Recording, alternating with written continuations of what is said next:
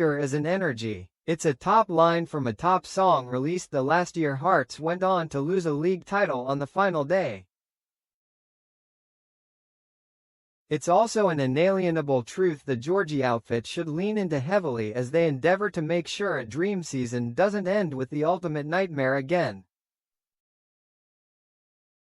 Injuries to key performers are biting once more. The gas in the tank is evidently running low. Celtic are back on their shoulder, just as they were in 1986. After seeing off a Rangers side that was never going to help old boy Derek McInnes and his players when all they specialise in is collapsing like a tent in a typhoon.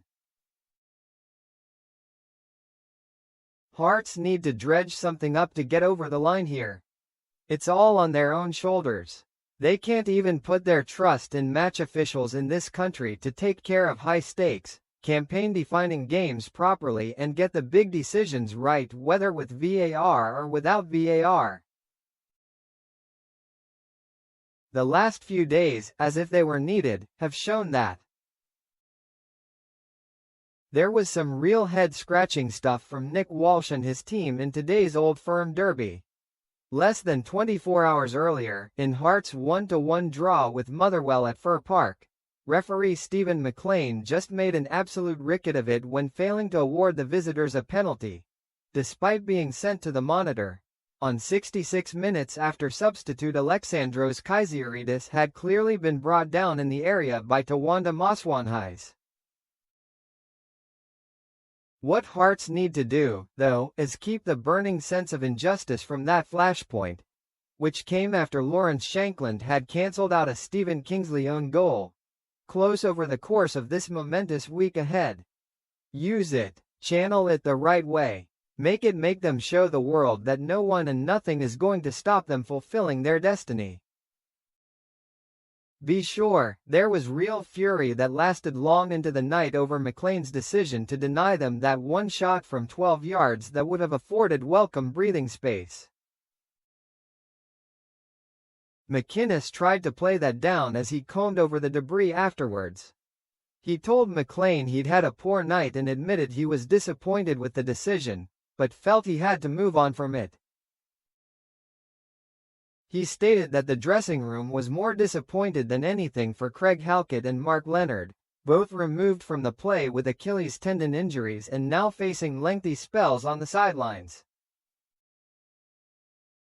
The body language of Kaiseridis told a different story, though. He could barely contain his fury over what had just played out when he faced up to the media. As your old granny would say, he had a face like fizz. He's not having the suggestion it was anything other than a stonewaller.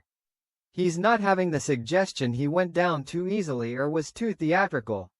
From his perspective, Hearts got done and he made no secret of the fact he wants his revenge. Put it this way, when Falkirk come calling on Wednesday night, he'd be a good bet for the starting lineup.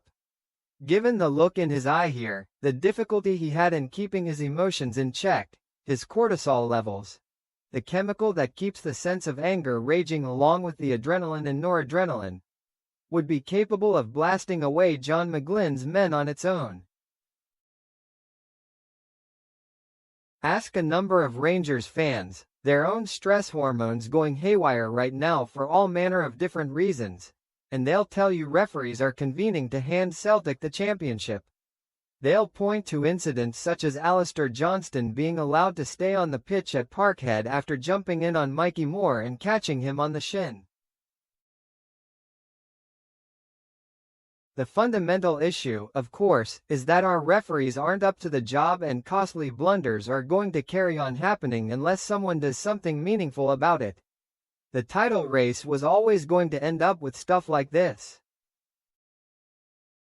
However, if McInnes feels pinching a bit of this and that from the conspiracy theorists might help his team talks behind the scenes, he most definitely should go down that road. The Hearts manager knows the game well and has played this season perfectly. He knows the differences required between the public persona and the private one that manages his squad. He wanted to dial down the angry stuff after the Motherwell game, and that's fine. He clearly wanted to exude a more positive approach rather than frame the dropping of 2 points at Fir Park as some kind of calamity. It's understandable the loss of Halkett, a colossus at the back this season, might have been occupying his thoughts too, as the prospect of having to go to Celtic Park on the final day with this title race still alive becomes ever more likely. McInnes should move towards that rage in the days ahead, though. Welcome it in and seek to make it a weapon. See if it can inject just that little extra oomph into the hearts and minds of players such as Claudio Braga, who are looking understandably jaded at the end of a campaign in which they have worked like Trojans. Getting mad and getting even was never a chapter in Dave Brailsford's bumper book of marginal gains, but, as Hearts embark upon a momentous week that is going to ask questions of everything they have within them, it might just work.